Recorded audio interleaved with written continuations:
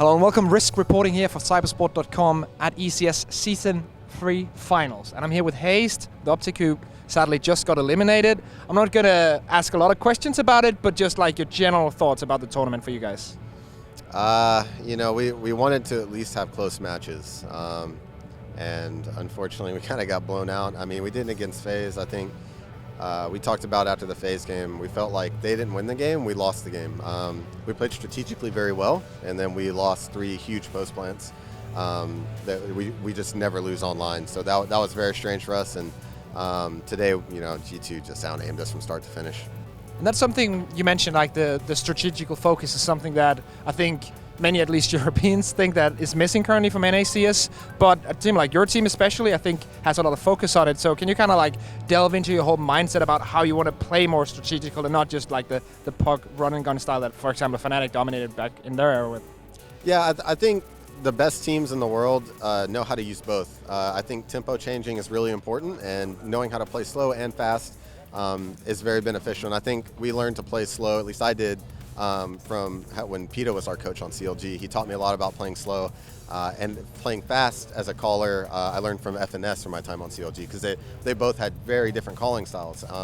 So I learned kind of the benefits and detriments of both, and I try to mix them, and I think more NA teams should try and play slower. And you're starting to see it more in scrims nowadays.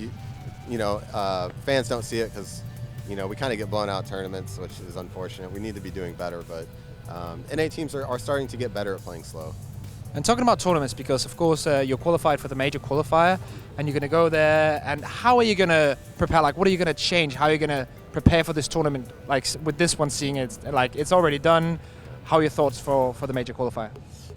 It's going to be hard to prepare specifically for any tournament for the next while, because we have back-to-back tournaments, 4 in a row basically. So you don't have time to go home, look at your group, look at all your matches, and look at demos, prepare.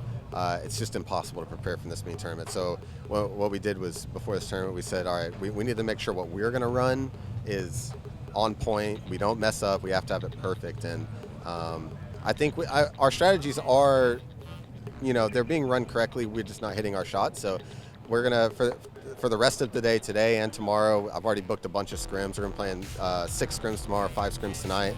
And we're just really going to be hitting it hard on just trying to make sure our aim and our communication is where it needs to be. Do you think, I wouldn't say oversaturation because we haven't hit that point yet, but the big amount of tournaments, especially right now in July, do you think that it's becoming a problem? Because of course the biggest teams in the world, like Astralis for example, they're just going to say, no, we don't want to play ESL and Cologne. But do you think it's a problem for teams of your caliber just trying to get into that big top of the world? Is that becoming a problem with the many tournaments? No, I don't think it is. I think most players enjoy the fact there's a lot of tournaments. We understand oversaturation is a problem for the scene as a whole. We definitely understand that. But as a player, we like to go to tournaments. We like to compete.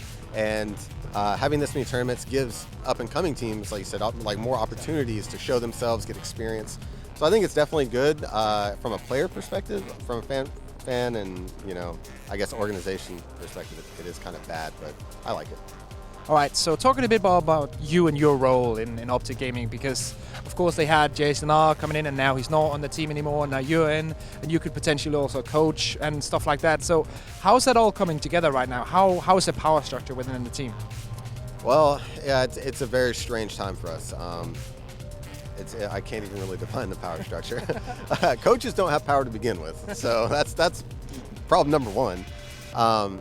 But right now, I think we're just all on the same page mentally. We're saying, look, we're in a really tough spot. We need to get it done and really, not get at each other's throats and worry about who's our fifth and am I going to be coaching or am I going to be playing. Just totally get that out of their minds and just focus on the tournaments and what's happening right now.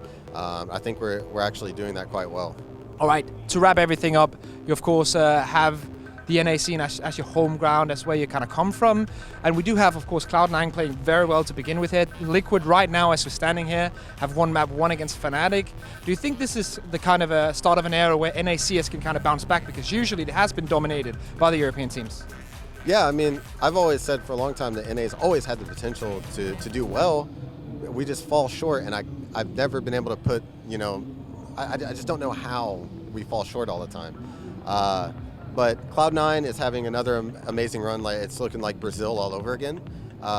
Liquid's been super consistent lately, and I think that's a big thanks to the team's hard work and Zeus. Their work ethic is really high, and I think if I can get the Optic guys to have that kind of work ethic, we'd be up there with them too. I think that's all we're missing right now is work ethic, and if we can work on that, I think we'll be up there. And I think all NA teams can keep placing high at all tournaments. I think it's to the point now where NA's, I don't think a joke anymore.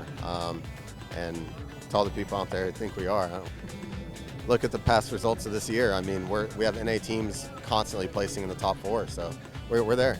All right, with that being said, it's your time to tell all the people at home like what you think, or shout outs to the sponsors and all that. So I'll leave it to you for the last one. Well, I did an interview the other day for sponsors, and I don't have the sponsor game down. All right, I didn't expect to be doing interviews, so I wasn't slowly learning it. Yeah, so I know we have Brisk, Twitch, and Turtle Beach, and I think Scuff. But beyond that, I don't know. But I appreciate the sponsors, and to all the fans out there who are still rooting for us, even though we got smashed today.